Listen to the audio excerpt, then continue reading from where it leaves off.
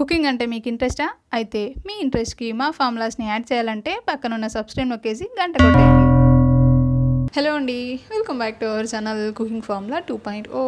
ఈరోజు మనం చూడబోయే రెసిపీ ఏంటంటే చిన్న పిల్లల దగ్గర నుంచి పెద్దవాళ్ళ దాకా అందరూ ఎక్కువగా ఇష్టపడే స్నాక్ రెసిపీ అయిన సమోసాని ఎలా చేసుకోవాలనేది ఈరోజు నేను చూపించబోతున్నాను. మామూలుగా సమోసా అంటే సమోసా షీట్స్ని వాడుతూ చేస్తుంటారు కదా. కాకపోతే ఈరోజు నేను సమోసా షీట్స్ లేకుండా చాలా సింపుల్గా క్విక్గా అయ్యేలా ఎలా చేసుకోవాలనేది చూపిస్తాను. అండ్ అలాగే ఈరోజు మనం చేసుకునేది ఆనియన్ సమోసా కాదండి, sweet corn samosa. Onion samosa కంటే కూడా స్వీట్ కార్న్ సమోసా చాలా బాగుంటుంది. టేస్ట్ కాస్త కారంగా, స్వీట్గా, పుల్లగా చాలా చాలా బాగుంటుంది. ఖచ్చితంగా మీరు ఇంట్లో ట్రై చేసి చూడండి. సో ఇంకేం లేట్ చేయకుండా దాని ప్రాసెస్ ఏంటో ఇప్పుడు మనం చూసేద్దాం. ఫస్ట్ ఒక కప్పు మైదా పిండిని ఒక బౌల్లోకి తీసుకోవాలి. దాంట్లోనే 1 టేబుల్ స్పూన్ వేడివేడి ఆయిల్ని వేసుకోవాలి. ఇలా మనం వేడివేడి ఆయిల్ని యాడ్ చేసుకోవడం వల్ల సమోసా పైన లేయర్ అనేది క్రిస్పీగా వస్తుందన్నమాట. నెక్స్ట్ అందులోనే 1/2 టేబుల్ స్పూన్ వాముని, టేస్ట్కి సరిపడా సాల్ట్ని కూడా యాడ్ చేసుకొని అన్నీ కలిసేలా ఒకసారి ఇలా స్పూన్తో మిక్స్ చేసుకోవాలి.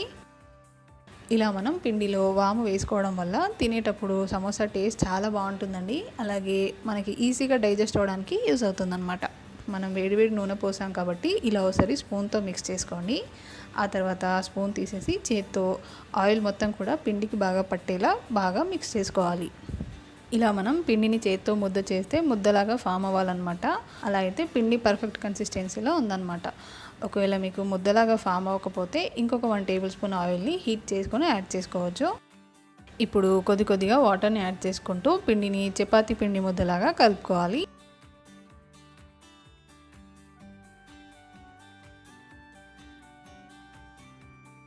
ఇలా పిండి మొత్తాన్ని కలుపుకున్న తర్వాత కూడా 3-4 నిమిషాల పాటు బాగా ప్రెస్ చేస్తూ నీట్ చేసుకోవాలి.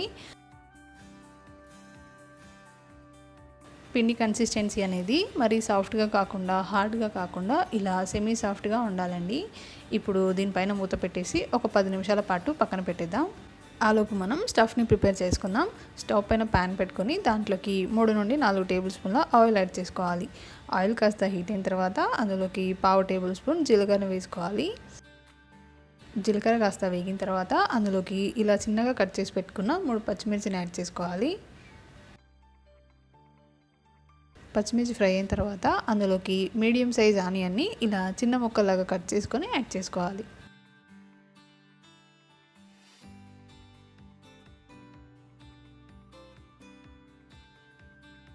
అందులోనే కొద్దిగా సాల్ట్ని వేసుకొని మిక్స్ చేసుకోవాలి.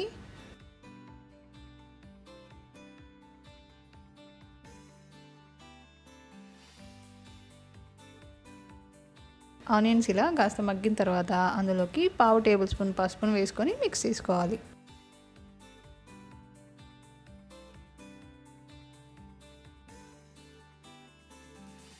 నెక్స్ట్ ఇప్పుడు అందులోకి 1/2 కప్పు స్వీట్ కార్న్ యాడ్ చేసుకొని మిక్స్ చేసుకోవాలి.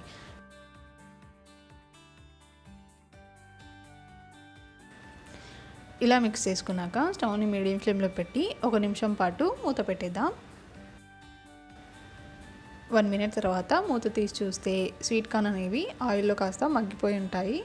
ఇప్పుడు ఒకసారి మిక్స్ చేసుకొని అందులోకి టేస్ట్కి సరిపడా లేదా 1/2 టేబుల్ స్పూన్ కారపొడిని, అలాగే 1/2 టేబుల్ స్పూన్ ధనియాల పొడి, 1/2 టేబుల్ స్పూన్ వేయించి పెట్టుకున్న జీలకర్ర పొడిని యాడ్ చేసుకొని మిక్స్ చేసుకోవాలి.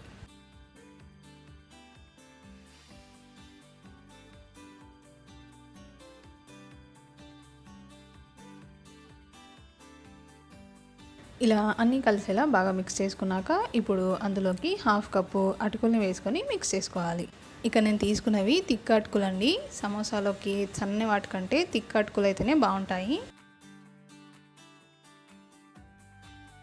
ఇలా అంతా కలిసేలా బాగా మిక్స్ చేసుకున్నాక ఇప్పుడు చివరిగా అందులోకి 1/2 టేబుల్ స్పూన్ నిమ్మరసాన్ని, అలాగే కొద్దిగా కొత్తిమీరను కూడా వేసుకొని మిక్స్ చేసుకుందాం.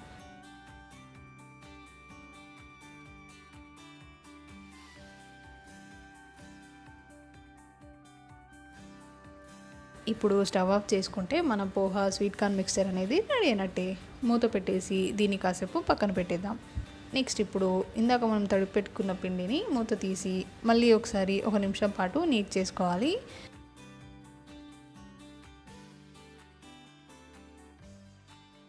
ఆ తర్వాత పిండిని ఇలా 2 ఈక్వల్ పార్ట్స్ కింద డివైడ్ చేసుకోవాలి. అందులో నుండి ఒక పిండి ముద్దను ఇలా రౌండ్ బాల్ లాగా చేసుకోవాలి. ఇప్పుడు చపాతీ చేసే పీట పైన కొద్దిగా పొడి పిండిని చల్లుకుంటూ దాన్ని చపాతీలాగా ఒత్తుకోవాలి.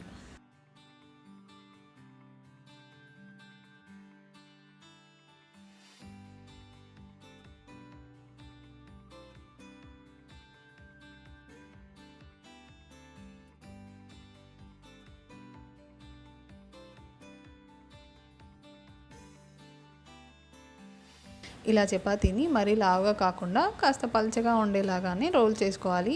అప్పుడైతేనే మనకి సమోసా క్రిస్పీగా వస్తుందన్నమాట. ఇప్పుడు మనం రోల్ చేసుకునే చపాతీని ఇలా నైఫ్తో స్క్వేర్ షేప్లోకి కట్ చేసుకోవాలి.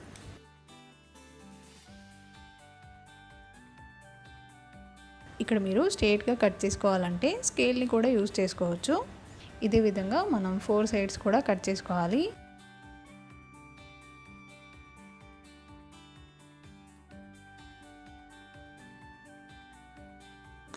ఇలా 4 వైపులా కట్ చేసుకున్నాక ఎక్స్ట్రాగా ఉన్న పార్ట్స్ని తీసేయండి. ఈ ఎక్స్ట్రా పిండిని కూడా మనం వేస్ట్ చేయకుండా మళ్ళీ ఇందాకట్లాగే పిండి ముద్దలాగా చేసుకొని చపాతీలాగా రోల్ చేసుకొని ఆ తర్వాత ఇలా స్క్వేర్ షేప్లోకి కట్ చేసుకోండి. ఇప్పుడు మళ్ళీ ఒకసారి దీన్ని ఇంకాస్త పల్చగా రోల్ చేసుకుందాం.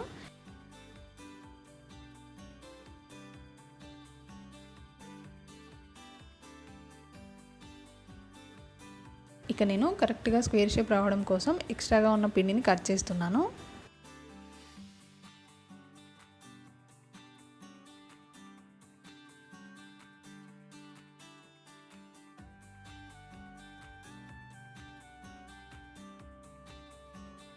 ఇలా చపాతీని స్క్వేర్ షేప్లోకి కట్ చేసుకున్నాక ఇప్పుడు దీన్ని 3 ఈక్వల్ పార్ట్స్ కింద కట్ చేసుకుందాం.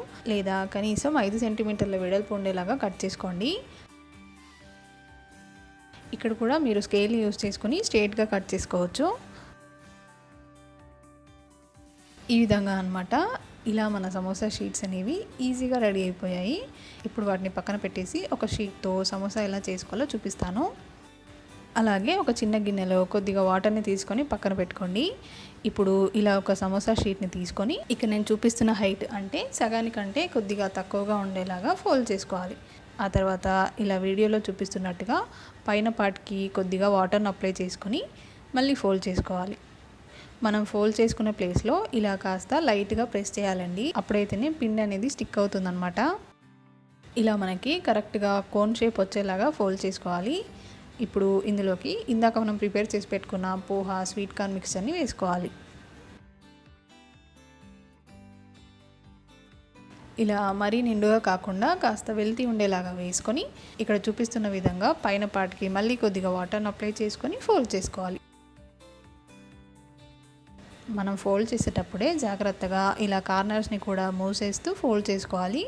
లేదంటే మనం ఆయిల్లో డీప్ ఫ్రై చేసేటప్పుడు లోపలి స్టఫ్ అనేది బయటకు వచ్చే ఛాన్స్ ఉంటుందన్నమాట. కాబట్టి జాగ్రత్తగా ఎక్కడ కూడా హోల్ లేకుండా చూసుకొని ఫోల్డ్ చేయండి. ఫైనల్గా మన సమోసా లుక్ ఇదన్నమాట. ఇదే విధంగా మిగిలిన సమోసాలని కూడా ప్రిపేర్ చేసుకొని పెట్టుకోండి. నెక్స్ట్ ఇప్పుడు స్టవ్ పైన కడాయి పెట్టుకొని దాంట్లోకి డీప్ ఫ్రైకి సరిపడా ఆయిల్ని పెట్టుకోండి. ఇక్కడ గుర్తుపెట్టుకోవాల్సిన విషయం ఏంటంటే ఆయిల్ అనేది మీడియం ఫ్లేమ్లో హీట్ అవ్వాలి. అలాగే మీడియం హీట్ అవ్వాలన్నమాట. సమోసాలకు ఎప్పుడైనా కూడా ఆయిల్ అనేది బాగా హీట్ అవ్వదండి. ఆయిల్ బాగా హీట్ ఎక్కితే డీప్ ఫ్రై చేసిన తర్వాత అవి క్రిస్పీగా కాకుండా మెత్తగా అవుతాయన్నమాట. ఇలా మనం ఆయిల్లో సమోసా వేయగానే చాలా తక్కువ బబుల్స్ ఫామ్ అవ్వాలి. అప్పుడైతేనే లోపల బాగా ఫ్రై అవుతుంది, పైన క్రిస్పీ లేయర్ అనేది వస్తుందన్నమాట. ఇలాగా ఆయిల్కి సరిపడా సమోసాలని వేసుకున్న తర్వాత ఇప్పుడు స్టవ్ని మీడియం టు లో ఫ్లేమ్కి అడ్జస్ట్ చేసుకుంటూ వీటిని ఫ్రై చేసుకోవాలి.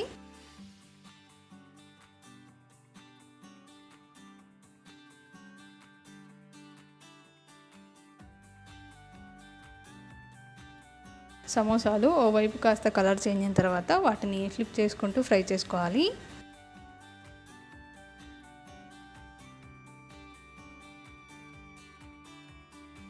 ఇక్కడ చూడండి, సమోసాలు అన్నీ కూడా ఇలా మంచి గోల్డెన్ బ్రౌన్ కలర్లోకి చేంజ్ అయిన తర్వాత వాటిలో ఎక్సెస్గా ఉన్న ఆయిల్ని తీసేసి ప్లేట్లోకి షిఫ్ట్ చేసుకోవాలి. మీకు కావాలనుకుంటే ఇదే ఆయిల్లో 4-5 పచ్చిమిర్చిని కూడా ఫ్రై చేసుకొని వీటిని సమోసాలతో సర్వ్ చేసుకుంటే అచ్చం మనకి స్వీట్ షాప్స్లో ఉండే సమోసా టేస్ట్ వస్తుందన్నమాట. ఇంకేం మీరు కూడా ఇంట్లో ఇలా స్వీట్ కార్న్ సమోసాని ట్రై చేసి టేస్ట్ని ఎంజాయ్ చేయండి. ఇక్కడ మీరు చూస్తే కనుక పర్ఫెక్ట్ టెక్స్చర్తో క్రిస్పీగా భలే వచ్చాయి కదా. నేను చెప్పిన చిన్న చిన్న టిప్స్ని ఫాలో అవుతూ సమోసా చేస్తే కనుక మీకు కూడా ఇలా పర్ఫెక్ట్ సమోసా వస్తుంది. అండ్ టేస్ట్ కూడా చాలా చాలా బాగుంటాయండి. ఖచ్చితంగా మీకు నచ్చుతాయి కూడా.